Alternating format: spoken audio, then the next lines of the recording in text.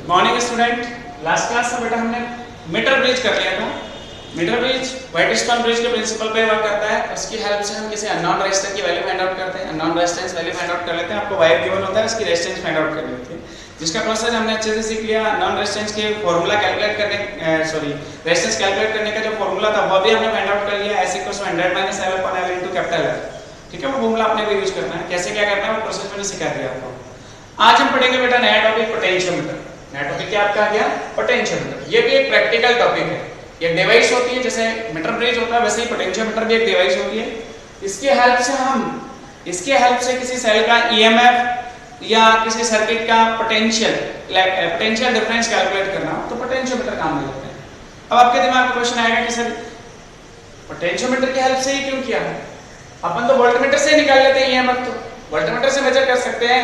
किसी सर्किट का potential difference निकालना तो ईएमएफ की वोल्टमीटर की हेल्प से कर सकते हैं। ऐसा क्यों नहीं हुआ, उसका रीजन भी हम जानेंगे। तो इसकी general definition, it is a device which helps us to calculate the potential difference or EMF of cell। ठीक है ना, इसकी हेल्प से हम किसी सेल का EMF और किसी सर्किट का पोटेंशियल डिफरेंस कैलकुलेट करते हैं। तो डेफिनेशन आपने लिखी, it is a device with the help of potentiometer, with help of potentiometer, with the help of potentiometer we calculate the EMF of a cell or potential difference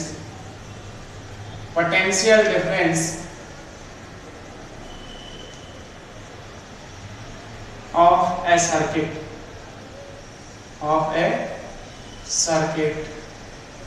आपको potentiometer का use पता चल गया। क्या करना है इसकी हेल्प से? हमें पोटेंशियल कैलकुलेट करना है या फिर ईएमएफ मेजर करना है। तो ये तो हम, जैसे मान लो आपके पास एक सर्किट है, सिंपल एक रेजिस्टर है जिसका रेजिस्टेंस आ रहा है, इसमें आपने आई करंट फ्लो करे। तो आपको पता है कि अगर मैं इसमें आई करंट फ्लो कराऊंगा तो इसके एंड्स के क्रॉस जो पोटेंशियल डिफरेंस होगा V, वो कितना होगा? IR। V कितना होगा आपका? IR। अब मुझे इसको मेजर करना है। ये जो पोटेंशियल डिफरेंस या वोल्टेज ड्रॉप भी बोलते हैं इसको अपन, मुझे इसको मेजर करना है। रेजिस्टेंस R जिसमें आई करंट फ्लो कराए तो इसके एंड्स के क्रॉस पोटेंशियल डिफरेंस कितना होगा? V = IR। अगर मैं वोल्टमीटर की हेल्प से मेजर करता हूं तो वोल्टमीटर हमेशा इसके पैरेलल कंबाइंड होगा। अगर किसी सर्किट के अंदर वोल्टमीटर कनेक्ट करना होता है जिसकी हेल्प से हमें ईएमएफ और पोटेंशियल डिफरेंस मेजर करना हो तो वो हमेशा पैरेलली कंबाइंड होता है। वोल्टमीटर हमेशा सर्किट में पैरेलल कंबाइंड होता है और एमीटर हमेशा सीरीज में कंबाइंड होता है। ठीक है, तो जो वोल्टमीटर आपने कनेक्ट किया इसको V से डिनोट किया, प्लस माइनस इस तरह से आपने कनेक्ट कर दिया। अब मुझे पता है कि इस वोल्टमीटर के अंदर एक कॉइल होती है जिसका कुछ रेजिस्टेंस होगा। अगर इसका कुछ रेजिस्टेंस है तो कुछ करंट इसमें से पास हो गई, सपोज I डैश डिवाइड होगी इस नोड पे आकर। इधर कितनी बची? I - I dash. इसमें कितनी बची? टोटल जो करंट I हमने इसमें फ्लो कराई तो इसमें से I डैश तो वोल्टमीटर ले गया। अब हमारे पास बची I - I डैश। अब ये जो वोल्टेज होगा V, वो कितना होगा? ये जो पोटेंशियल डिफरेंस V जो अब वोल्टमीटर मेजर करने वाला है, वोल्टमीटर से जो हम मेजर करके देखेंगे वो वैल्यू कितनी होगी V की? I - I dash into capital R। क्या वो एक्यूरेट वैल्यू कैलकुलेट कर पाया जो हमें करनी थी? IR। हमें तो एक्चुअल में IR मेजर करनी थी। इसने कितनी मेजर करी वोल्टमीटर में? I - I dash into capital R। क्या वैल्यू उससे कम है? इसका मतलब एग्जैक्ट वैल्यू मेजर नहीं करता। वोल्टमीटर से हम एग्जैक्ट वैल्यू मेजर नहीं कर सकते, इसलिए कौन से डिवाइस काम में लेंगे? Potentiometer. With help of potentiometer upon law EMF और लॉ पोटेंशियल डिफरेंस मेजर कर सकते हैं। अगर किसी सेल का EMF बहुत कम है, ठीक है ना, उसको भी अपन मेजर कर सकते हैं विद हेल्प ऑफ पोटेंशियोमीटर। और अगर किसी सेल का EMF बहुत कम है और आप वोल्टमीटर से मेजर करना चाहो तो आप मेजर नहीं कर पाओ। ठीक है, उसकी एक स्केलिंग होती है, वोल्टमीटर उतनी वैल्यू बताएगा, उससे कम वैल्यू वो मेजर नहीं करेगा। तो वोल्टमीटर की हेल्प से क्यों नहीं करते वो भी हमें पता चल गया, पोटेंशियोमीटर का यूज हमें पता चल गया। इसमें कोई दिक्कत हो तो बोलो बेटा। अब देखो इसकी कंस्ट्रक्शन की बात होती है। तो कंस्ट्रक्शन में जैसे आपने मीटर ब्रिज में पढ़ा था कि आपके पास एक वुडन बॉक्स होता है, उसके ऊपर 100 सेंटीमीटर का वायर लगा होता है, दो L शेप की प्लेट्स होती हैं, बीच में एक I शेप की प्लेट लगी होती है। सिंपल, ये तो उसके अंदर कंस्ट्रक्शन होता है मीटर ब्रिज में। ऐसे अगर हम पोटेंशियोमीटर के कंस्ट्रक्शन की बात करें तो पोटेंशियोमीटर के अंदर भी आपके पास एक वुडन बॉक्स होगा। आपके पास क्या होगा? एक वुडन बॉक्स होगा। आप लैब में देखोगे इस किट को तो आपके पास एक वुडन बॉक्स होगा, उसके ऊपर 10 मीटर का वायर, 100 सेंटीमीटर के 10 वायर या 1 मीटर के 10 वायर सीरीज के अंदर कंबाइंड होगी, सीरीज कॉम्बिनेशन में कंबाइंड होते हैं। एक वुडन बॉक्स के ऊपर 10 मीटर लंबा वायर कनेक्ट होता है और उस डिवाइस को बोला जाता है पोटेंशियोमीटर। वो डिवाइस क्या होती है? पोटेंशियोमीटर। उसकी हेल्प से हमें ईएमएफ और पोटेंशियल डिफरेंस कैलकुलेट करने होते हैं। तो आपको डिवाइस का कंस्ट्रक्शन समझ में आ गया। वुडन बॉक्स होगा, उसके ऊपर 2 पॉट लगे होंगे, A pot and B pot. A से आपका वायर स्टार्ट हुआ, उसके ऊपर एक स्केल भी लगा होता है, उसके ऊपर एक स्केल भी लगा होगा 100 सेंटीमीटर का, और उसके ऊपर फिर आप ऐसे सीरीज के अंदर 10 मीटर वायर उसके ऊपर कनेक्ट होगा। ए से हम बैटरी का पॉजिटिव टर्मिनल कनेक्ट करते हैं और बी से हमेशा नेगेटिव टर्मिनल कनेक्ट करते हैं। ठीक है ना, अपन रिवर्स भी कर सकते हैं, ऐसी कोई समस्या नहीं। तो कंस्ट्रक्शन में आपको इतना ही ध्यान में रखना है। मैं इसके बारे में लिखवाऊंगा नहीं, मैं उसका डायग्राम बनाऊंगा, प्रैक्टिकल डायग्राम पॉसिबल नहीं है। अब आप देखो इसका principal of potentiometer, principal of potentiometer वो देखते हैं अपन। आपको ये पता चल गया कि वोल्टमीटर से पोटेंशियल और ईएमएफ क्यों मेजर नहीं करते। हाँ, मेजर कर सकते हैं। एक चीज और बताता हूं मैं साथ के साथ, अगर इस वोल्टमीटर का रेजिस्टेंस इनफाइनाइट हो जाए, जो पॉसिबल नहीं है, उसको हम बोलेंगे आइडियल वोल्टमीटर। उस कंडीशन को बोलेंगे आइडियल वोल्टमीटर। अगर इस वोल्टमीटर का रेजिस्टेंस इनफाइनाइट हो, रेजिस्टेंस इनफाइनाइट होगा तो इसमें से करंट जीरो होगी। ओम्स लॉ के अकॉर्डिंग I = V/R। अगर R की वैल्यू इनफाइनाइट है, R की वैल्यू क्या है बेटा? इनफाइनाइट, तो करंट उसमें से जीरो होगी। केवल इसमें करंट उसी सिचुएशन में जीरो हो सकती है जब इसका रेजिस्टेंस इनफाइनाइट हो, और वो पॉसिबल नहीं है। उसे हम बोलते हैं आइडियल वोल्टमीटर। उसे हम क्या बोलते हैं बेटा? आइडियल वोल्टमीटर, जो पॉसिबल नहीं है। हम बोलते हैं, किताबों में लिखते हैं आइडियल वोल्टमीटर होता है, बट प्रैक्टिकली वो चीज पॉसिबल नहीं है। किसी भी वोल्टमीटर का रेजिस्टेंस इनफाइनाइट नहीं हो सकता। इसका मतलब कुछ करंट तो इसमें जाएगी, ठीक है ना। तो उस सिचुएशन में आइडियल जीरो होगी और ये वोल्टमीटर आपका एग्जैक्ट वैल्यू मेजर करेगा। वो कंडीशन है आइडियल वोल्टमीटर की। केवल पढ़ते हैं, ऐसा पॉसिबल नहीं होता है, ठीक है। हमारा क्वेश्चन है प्रिंसिपल ऑफ पोटेंशियोमीटर। अगला टॉपिक है प्रिंसिपल ऑफ पोटेंशियोमीटर। पोटेंशियोमीटर का प्रिंसिपल क्या है, कैसे वर्क कर रहा है, क्या इसकी वर्किंग है, क्या कॉन्सेप्ट है, वो हमें चेक करना है, हमें सीखना है। प्रिंसिपल ऑफ पोटेंशियोमीटर टॉपिक आपका है प्रिंसिपल ऑफ पोटेंशियोमीटर।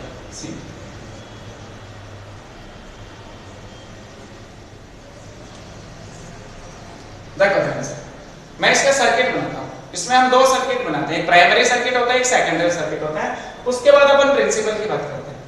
देखो ए और बी के बीच 10 मीटर लंबा वायर, ए और बी के बीच जो वुडन बॉक्स होता है उसका 10 मीटर लंबा वायर। ये ए बी वायर जो है वो कॉन्स्टेंटन और मैग्नीन अलॉयज मेटल का होता है और ये 10 मीटर होता है।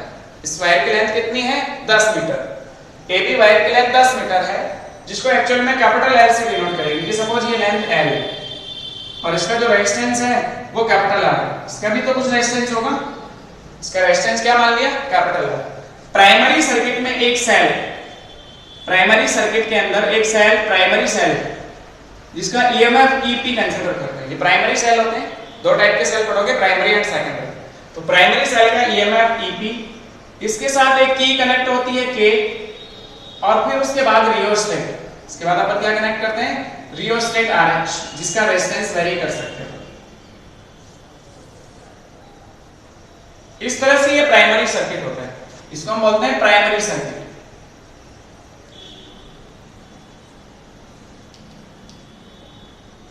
ये आपका प्राइमरी सर्किट है। प्राइमरी सर्किट आपने प्राइमरी सर्किट में क्या क्या कनेक्ट किया? जब भी आप पोटेंशियोमीटर की कोई भी एप्लीकेशन करोगे, आगे यूज करोगे, तो ये सर्किट तो बनाना ही बनाना है। प्रैक्टिकल में ये चीजें तो चाहिए, एक सेल जिसका EMF EP, उसके साथ की, रियोस्टेट, आपका पोटेंशियोमीटर, वायर AB जो वुडन बॉक्स के ऊपर फिक्स होगा। ये प्राइमरी सर्किट से हम जो सेल कनेक्ट कर रहे हैं, इससे करंट निकली सपोज आई, और वो करंट इसके अंदर फ्लो करेगी। आई कितनी करंट फ्लो करेगी? अभी केवल आपके पास एक सीरीज सर्किट है जिसमें प्राइमरी सर्किट बनाया, जिसको हमने प्राइमरी सर्किट बोला, जिसमें आपके पोटेंशियोमीटर का वायर है 10 मीटर लंबा, उसमें एक सेल कनेक्ट किया हुआ जिसका EMF EP है, की कनेक्ट की है, rheostat. With help of rheostat हम करंट की वैल्यू कम ज्यादा कर सकते हैं। अगर मुझे करंट इंक्रीज करना है, रियोस्टेट का रेजिस्टेंस डिक्रीज कर दूंगा। करंट की वैल्यू डिक्रीज करनी है, रियोस्टेट का रेजिस्टेंस इंक्रीज कर दूंगा। तो ये कांसेप्ट तो यहां हो गया प्राइमरी सर्किट में। अब एक्चुअल में सेकेंडरी सर्किट में भी हम कुछ सेल कनेक्ट करते हैं। सपोज एक सेल आपके पास जिसका ईएमएफ ई है, एक सेल आपके पास है जिसका ईएमएफ कितना है बेटा, ई है। अब ध्यान से देख, सेल का ईएमएफ ई है, इसके साथ हम एक गैल्वेनोमीटर कनेक्ट करते हैं जिससे हम करंट का डिफ्लेक्शन चेक करेंगे, प्लस माइनस। और गैल्वेनोमीटर से अपन क्या कनेक्ट करते हैं, स्लाइडिंग की जे, जिसको अपन जॉकी भी बोलते हैं, स्लाइडिंग की। गैल्वेनोमीटर से क्या कनेक्ट किया है, स्लाइडिंग की जे या जॉकी, जिसको जे से डिनोट किया है। अब एक्चुअल में मुझे क्या करना है कि सपोज ये जो वायर है जिसकी लेंथ टोटल एल है, मैंने इसमें प्रैक्टिकल किया और देखा कि जब मैं स्लाइडिंग की को ए पे टच करता हूं तो गैल्वेनोमीटर में डिफ्लेक्शन लेफ्ट में मिला, जब बी पे टच किया तो राइट में मिला। इसका मतलब इस सर्किट में करंट तो फ्लो कर रही है। तो ये जो गैल्वेनोमीटर का डिफ्लेक्शन देखते हैं वो इस वायर में जब करंट फ्लो होगी तभी आएगा, दोनों डायरेक्शन में, ठीक है ना, इसका ध्यान रखना। तो जब आप यहां पर टच कर रहे हो और इसमें डिफ्लेक्शन जीरो हो गया, इस लेंथ को बोला जाता है बैलेंसिंग लेंथ एल। इस पॉइंट को आपने सी से डिनोट कर लिया और एल पे जाके आपका इसमें डिफ्लेक्शन जीरो आ गया। अब मुझे एक्चुअल में मेजर करना है ए और सी के बीच का पोटेंशियल डिफरेंस, ए और सी के बीच का पोटेंशियल डिफरेंस, जो किसके इक्वल होना चाहिए, ई के इक्वल, जो किसके इक्वल होना चाहिए। देखो पैरेलल हो गए ना आपस में, पैरेलल में पोटेंशियल सेम होता है, हम जानते हैं। तो ई की वैल्यू किसके इक्वल होगी, वीएसी के इक्वल। ई जो है वो किसके इक्वल होगा, वीएसी। ये कंडीशन आएगी, this is the principle of potentiometer, this is the principle of potentiometer. अब इसकी लैंग्वेज सुनो, किसी अननोन ईएमएफ की वैल्यू, अननोन ईएमएफ और पोटेंशियल डिफरेंस की वैल्यू नॉन ईएमएफ और पोटेंशियल डिफरेंस, नॉन ईएमएफ की हेल्प से कैलकुलेट करना प्रिंसिपल ऑफ पोटेंशियोमीटर होता है। अगर आपसे पूछा what is the principle of potentiometer, उसको लिखना पड़े, लैंग्वेज में लिखना पड़े, तो अननोन ईएमएफ और पोटेंशियल डिफरेंस की वैल्यू नॉन ईएमएफ और पोटेंशियल डिफरेंस से कैलकुलेट करना ही आपका प्रिंसिपल ऑफ पोटेंशियोमीटर है। तो क्या लिखोगे, डेफिनेशन लिखोगे, अपने आप लिख लोगे, लिखो, लिख लो। To calculate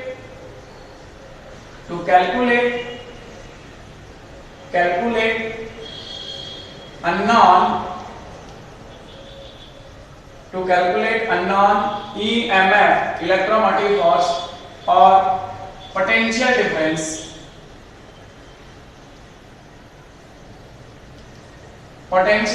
to calculate unknown EMF or potential difference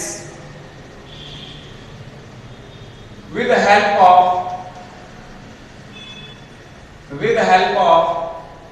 non EMF or potential difference,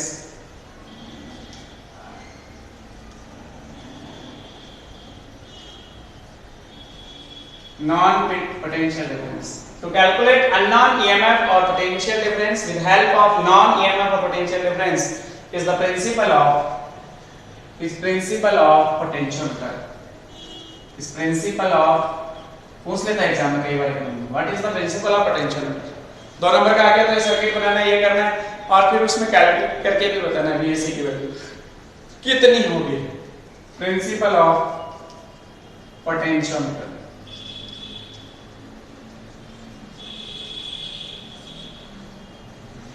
समझ में आ गया, अच्छे से क्लियर हो गया।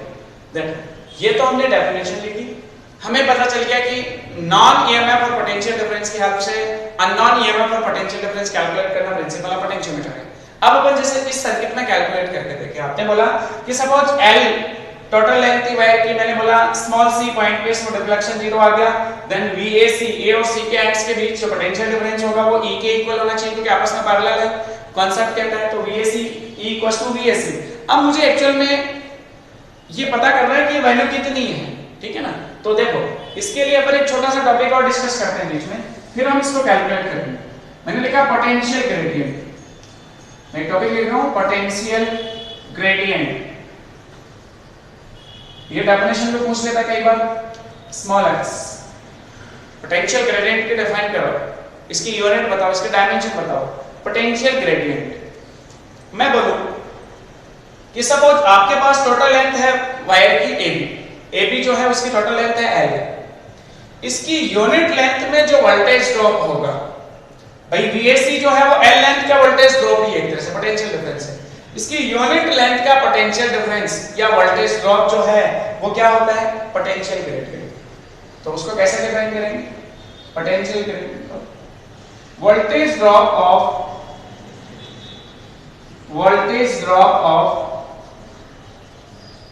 unit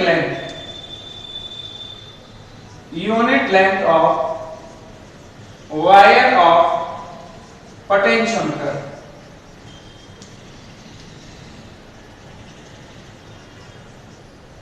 is called potential gradient. इसको जनरली एक्स से रिप्रेजेंट करते हैं। यूनिट लेंथ का पोटेंशियल ड्रॉप या voltage drop is called potential gradient. Unit length किसकी? वायर की, और वायर ऑफ पोटेंशियोमीटर, वायर की लेंथ की यूनिट लेंथ की, सॉरी टोटल लेंथ की यूनिट, मतलब यूनिट लेंथ की बात करें तो 1 सेंटीमीटर या 1 मीटर, 1 सेंटीमीटर में वोल्टेज ड्रॉप कितना हो रहा है, ठीक है, उसे हम बोलते हैं पोटेंशियल ग्रेडियंट। यूनिट क्या होगी? Unit of x, unit of small x is volt पर मीटर। यूनिट लेंथ के लिए बोल रहे हैं तो मीटर का डिवाइड हो गया, एक्चुअल में है क्या वो वोल्टेज ड्रॉप भी तो है वोल्ट पर मीटर, डायमेंशन लेके लोगे। अब देखो ये आपको पता चल गया x, मैं बोलूं इसकी 1 सेंटीमीटर लेंथ पे पोटेंशियल ड्रॉप या पोटेंशियल वोल्टेज ड्रॉप या मैं बोलूं पोटेंशियल डिफरेंस स्मॉल x है, तो L में कितना होगा? XL। L में कितना होगा? XL। तो VSC की वैल्यू जो है ना, इसी इक्वेशन से, इसी कांसेप्ट से अगर अपन सीखें तो E इक्वल्स टू आपने जो VSC लिखा है ना, तो E इक्वल्स टू VSC की वैल्यू हो जाएगी XL। VSC एक्चुअली में पोटेंशियल डिफरेंस है A और C के बीच। मैं बोला कि 1 सेंटीमीटर लेंथ पे पोटेंशियल ड्रॉप x है, तो L में कितना होगा? XL। यहां से मुझे x कैलकुलेट करना है, तो x इक्वल्स टू क्या हो जाएगा? E/L। ये लो फार्मूला आ गया x का। यूनिट लेंथ का पोटेंशियल, यूनिट लेंथ का EMF, जो भी आप बोलना चाहो, is called potential gradient of wire of potentiometer. क्या समझ में आ गया अच्छे से? तो अगर आपसे केवल प्रिंसिपल ऑफ पोटेंशियोमीटर पूछे तो आपको इतना ही करना है। प्रिंसिपल ऑफ पोटेंशियोमीटर पूछे तो आपको सर्किट बनाना, डायग्राम बनाना, पोटेंशियल ग्रेडियंट लिख के ये वैल्यू कैलकुलेट करनी है, ठीक है। अननोन रेजिस्टेंस, अननोन EMF तुमने कैलकुलेट कर लिया, E के इक्वल ही होगा, ठीक है ना। VSC कैलकुलेट करेंगे जो किसके इक्वल होगा? E के इक्वल, ठीक है ना। तो उसको मैं ऐसे फाइंड आउट कर लेते हैं। मान लो आपके वायर की x गिवन थी, वायर की x गिवन थी, L गिवन थी, तो E और x और L की जो मल्टीपल है वो E के इक्वल ही आएगी, ठीक है ना। उस कंडीशन में जब बैलेंसिंग लेंथ आपकी L हो, ठीक है, इस केस में आपका जिसमें गैलोमीटर में डिफ्लेक्शन 0 होगा। अब देखो ये जो x हम की बात करते हैं पोटेंशियल ग्रेडियंट, वायर पे जो पोटेंशियल ग्रेडियंट है वो किन चीजों पे डिपेंड करता है? डिपेंड कैसे करता है? Dependency of potential gradient, dependency of potential gradient, कि x की जो वैल्यू है ना वो कैसे कैसे डिपेंड करती है, ठीक है ना, वो हम फाइंड आउट करते हैं। और इसमें देखो आपने इस वाले सर्किट को बोला प्राइमरी सर्किट, और ये जो सर्किट है ना आपका सेकंड वाला, इसको बोला जाता है सेकेंडरी सर्किट। ये क्या होता है बेटा? Secondary circuit. सेकेंडरी सर्किट में हम क्या कैलकुलेट करने वाले हैं वो सेकेंडरी सर्किट होता है, इसको हम सेकेंडरी सर्किट बोलते हैं। अब अपन पढ़ रहे हैं dependency of x, dependency of small x। Small x की वैल्यू जो है वो किन चीजों पे डिपेंड करती है वो हमें फाइंड आउट करनी है, ठीक है। चलो देखते हैं अपन। सपोज मैं प्राइमरी सर्किट की बात करूं, प्राइमरी सर्किट में आपके पास क्या क्या है? एक सेल है जिसका EMF EP है, अगर मैं इसका इंटरनल रेजिस्टेंस स्मॉल r लूं, इंटरनल रेजिस्टेंस कितना मान लो? स्मॉल r, और ये जो रियोस्टेट इसका रेजिस्टेंस RH लेने को, और ये जो वायर AB है 10 मीटर उसका रेजिस्टेंस R, और मैं सेकेंडरी सर्किट को भी नहीं देख रहा, तो क्या इसमें जो I करंट फ्लो कर रही है उसकी मैं वैल्यू फाइंड आउट कर सकता हूं? ये कैपिटल R, RH और स्मॉल r सीरीज में, करंट डिवाइड नहीं हो रही है सीरीज में, तो टोटल रेजिस्टेंस हो गया सर्किट का R plus RH plus small r, current I, EMF EP, तो इसमें एक रिलेशन अपन ओम्स लॉ से लिख सकते हैं। if resistance of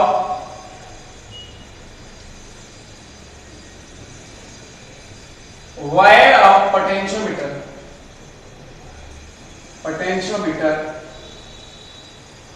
is capital R, resistance of rheostat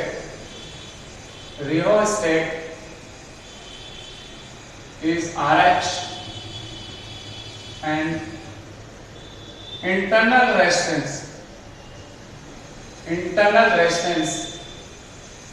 of primary cell is smaller, then आपके पास आई की वैल्यू हो जाएगी EP upon capital R plus R H plus small R. Equation number first, equation number first. कोई दिक्कत हो तो बोलो बेटा। यहाँ पे आई की वैल्यू क्या होगी, EP upon total resistance. I equals to E by R से निकालते हैं ना, तो EP upon total resistance.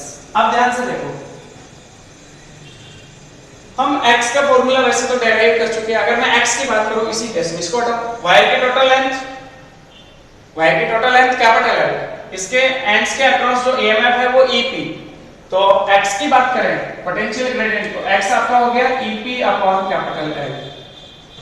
x की वैल्यू क्या हो जाएगी, EP अपॉन कैपिटल L। मान लो आपकी इसमें मैं चेक करूं टोटल लेंथ कैपिटल L है और उसके एंड्स के अक्रॉस पोटेंशियल डिफरेंस EP है, तो अकॉर्डिंग टू डेफिनेशन x की वैल्यू होगी EP बाई L। यहां से आप EP की वैल्यू इसमें पुट कर लो, यहां से EP की वैल्यू आप पुट करोगे तो x की वैल्यू हो जाएगी, EP इसको क्रॉस मल्टीप्लाई करोगे I into capital R plus RH plus small r, ये तो I EP की वैल्यू होगी upon total length L। If एक कंडीशन की रख दी कि RH बराबर स्मॉल r बराबर 0, जो रियोस्टेट है उसका रेजिस्टेंस 0 कर दो, इंटरनल रेजिस्टेंस 0 हो, उस कंडीशन में x कितना होगा, x equals to I into capital R upon capital L। हम एक फॉर्मूला जानते हैं रो का, रो इक्वल्स टू R का फॉर्मूला होता है rho L by A। R का फॉर्मूला होता है रो L बाई A। अगर मैं इस L को अपॉन में लिया हूं तो R बाई L equals to rho by A। क्या मैं ये R बाई L की जगह रो बाई A पुट कर सकता हूं? बिल्कुल पुट कर सकता हूं। तो आपके पास x की वैल्यू क्या आ जाएगी बेटा, x equals to I rho by capital A या I rho capital A cross section area of wire और पोटेंशियोमीटर। अगर उसकी रेडियस स्मॉल r हो तो पाई स्मॉल r स्क्वायर। तो x की वैल्यू किन किन चीजों पे डिपेंड करेगी, I के proportional, x directly proportional to I। Potential gradient है वो I पे डिपेंड करता है, अगर करंट ज्यादा इंक्रीज करेगा तो x भी इंक्रीज करेगा। x is proportional to rho resistivity of wire, उस पे डिपेंड करती है। x inversely proportional to area of cross section of wire, बिल्कुल डिपेंड करती है। x inversely proportional to small r square, इसको भी देखो, वायर की जो रेडियस होती है उसके स्क्वायर के इनवर्सली प्रोपोर्शनल। इस तरह से x की वैल्यू चार चीजों पे डिपेंड करती है, x की वैल्यू इन सब चार चीजों पे डिपेंड करती है। क्या आपको डिपेंडेंसी ऑफ x पता चल गई? ये लॉजिक आपको समझ में आया? देखो इसी में एक टॉपिक नहीं है, अगर मैं इस वायर को, इस स्लाइडिंग की को पहले टच कराऊं, C से पहले टच कराऊं, मान लो इस पॉइंट पे C डैश पे, तो VAC डैश जो है, ध्यान से देखना बेटा, थोड़ा सा कॉन्सेप्ट और है बीच में, वैसे ज्यादा बड़ा नहीं है, ये छोटा सा ही टॉपिक है। इसमें ये है कि भाई मान लो मैंने C पे टच कराया तो इसमें डिफ्लेक्शन 0 था, अगर मैं C से पहले टच कराऊंगा तो इसमें डिफ्लेक्शन होगा। डिफ्लेक्शन होगा तो करंट की डायरेक्शन क्या होगी? जब हम C डैश पे टच करा रहे हैं इसको, तो उस सिचुएशन में मैं आपसे बोलूंगा कि VAC dash is less than E। जब C पे टच करा रहे थे तो VAC equals to E according to principle of potentiometer. अगर मैं C से थोड़ा पहले टच कराता हूं तो उसमें डिफ्लेक्शन होगा, करंट की डायरेक्शन होगी, इसका मतलब कोई करंट फ्लो कर रही है सर्किट में, उसकी डायरेक्शन क्या होगी, डायरेक्शन ऑफ करंट क्या होगी इस सिचुएशन में, डायरेक्शन ऑफ करंट बताओ क्या होगी? अगर E की वैल्यू VAC डैश से बड़ी है, इसका मतलब ये वैल्यू इससे बड़ी है, तो करंट इसके पॉजिटिव टर्मिनल से बाहर निकलेगी, प्लस से बाहर निकलेगी, मतलब ये सेल चार्ज है। सेल क्या है? चार्ज। तो करंट की डायरेक्शन ऐसे होगी AC डैश GEA, इसको हम लिखेंगे AC dash GEA। Second condition, अगर मैं इसको यहां टच कराऊं C डबल डैश पे, आफ्टर C डबल डैश पे आप इसको टच करोगे तो अब क्या होगा, VAC double dash is greater than E। A और C डबल डैश के बीच जो पोटेंशियल डिफरेंस होगा वो E से बड़ा होगा, और जब ये वैल्यू इससे बड़ी होगी इसका मतलब हम सेल को चार्ज कर रहे हैं। जब सेल को चार्ज करते हैं तो पॉजिटिव टर्मिनल से करंट एंटर होती है। इस सिचुएशन में डायरेक्शन ऑफ करंट जो है, डायरेक्शन ऑफ करंट वो चेंज होगी और उसको हम लिखेंगे AEC double dash A, AEC double dash A। इस तरह से हम एक और लॉजिक अगर हम उसमें देखना चाहें इस तरह से पता कर सकते हैं। डिपेंडेंसी ऑफ x आपको पता चल गया, प्रिंसिपल ऑफ पोटेंशियोमीटर आपने कर लिया, ठीक है, उसकी वर्किंग आपको अच्छे से समझ में आ गई, कोई दिक्कत नहीं है।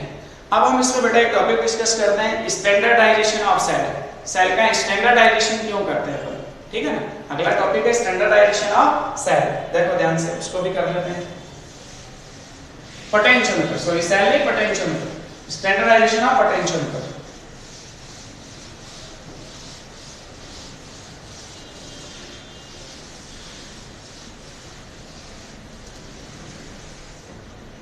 देखो ध्यान से, स्टैंडर्डाइजेशन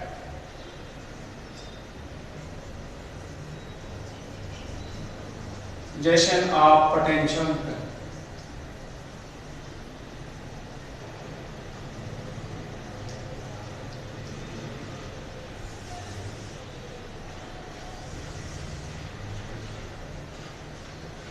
देखो इसको डिफाइन करते हैं, समझते हैं, कोशिश करते हैं। अपना जो सेल सॉरी पोटेंशियोमीटर होता है, उसका वायर जो होता है, उसके x की वैल्यू, स्टैंडर्ड वैल्यू कैलकुलेट करने का, मतलब उसकी x की वैल्यू स्टैंडर्ड हो, मतलब वेरी नहीं करे, कांस्टेंट रहे, उसको बोलते हैं स्टैंडर्डाइजेशन ऑफ पोटेंशियोमीटर। ठीक है, तो देखो आपके पास वायर था, वही AB वायर। कैसे करते हैं ये प्रोसेस, कैसे हम कैलकुलेट करते हैं, ठीक है। इसमें अपने प्राइमरी सर्किट में एक प्राइमरी सेल जिसका EMF EP, इसके साथ की कनेक्ट कर लिए और फिर रियोस्टेट कनेक्ट किया होगा, ये आपका प्राइमरी सर्किट।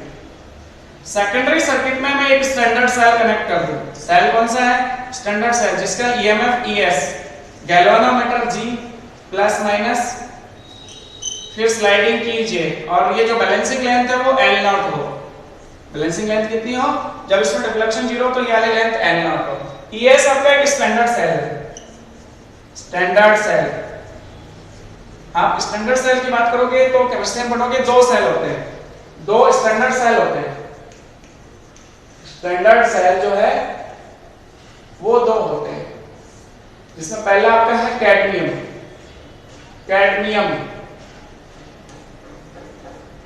कैडमियम सेल, जिसका EMF होता है 1.01 वोल्ट।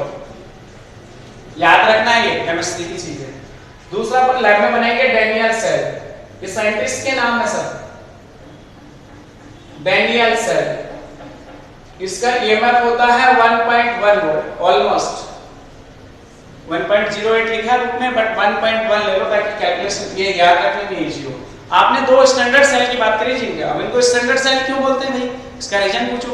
स्टैंडर्ड सेल इसलिए बोलते हैं कि काफी लंबे समय तक, लॉन्ग टाइम तक इनका EMF वेरी नहीं करता। आपने डैनियल सेल बना के रख दिया और आप 5 दिन बाद या 10 दिन बाद आके चेक करोगे, EMF आपको उतना ही मिलेगा, 1.1 वोल्ट। कैडमियम सेल बनाया तो उसका EMF भी उतना ही होगा। इसका मतलब इनका EMF वेरी नहीं करता, इसलिए इनको स्टैंडर्ड सेल बोलते हैं। जब आपका EMF वेरी नहीं करता और उस केस में अगर मैं इस वायर का X मेजर करूंगा, वो एक स्टैंडर्ड वैल्यू होगी, उसी को हम बोलते हैं स्टैंडर्डाइजेशन ऑफ पोटेंशियोमीटर। मैं आपसे पूछूं, बताओ इस केस में ES की वैल्यू किसके इक्वल होगी। मान लो इसका सपोज AB वायर जो है, पोटेंशियोमीटर वायर जो उसका पोटेंशियल ग्रेडियंट X है, तो मैं लिखूंगा ES XL0। आपकी कंडीशन क्या होगी, A, इस पॉइंट पे आपने C बोला, तो VES VAC। आपकी जो रिफ्लेक्शन इसमें 0 कब आया, C पॉइंट पे, जब वो लेंथ L0 थी। तो मैं बोलूं यूनिट लेंथ का पोटेंशियल ड्रॉप X है, तो L0 का कितना होगा, XL0। तो ES किसके इक्वल होगा, XL0 के। यहां से अगर मैं X फाइंड आउट करूंगा तो वैल्यू क्या होगी, ES/L0। ये आपकी एक स्टैंडर्ड वैल्यू होगी। स्टैंडर्डाइजेशन ऑफ सेल जो है, जब हम एक्सपेरिमेंट करते हैं तो हमें कई बार X की स्टैंडर्ड वैल्यू चाहिए, मतलब X आपका वेरी नहीं करे। जैसे अपन calibration of voltmeter and ammeter करेंगे तब हम ये चीज करेंगे। स्टैंडर्डाइजेशन ऑफ सेल वाला टॉपिक काम में लेंगे, उस समय हमें डैनियल सेल और कैडमियम सेल काम में लेकर उसकी X एग्जैक्ट फाइंड आउट करनी है, ताकि वो वैल्यू वेरी नहीं करे। अगर वो वैल्यू वेरी नहीं करेगी तो आपकी X एग्जैक्ट आएगी, आपके जो रीडिंग्स हैं वो एक्यूरेट होंगे। ठीक है ना, तो ये आपका टॉपिक हो गया स्टैंडर्डाइजेशन ऑफ सेल पोटेंशियोमीटर। ठीक है, बाकी सब नेक्स्ट क्लास में करेंगे। Thank you.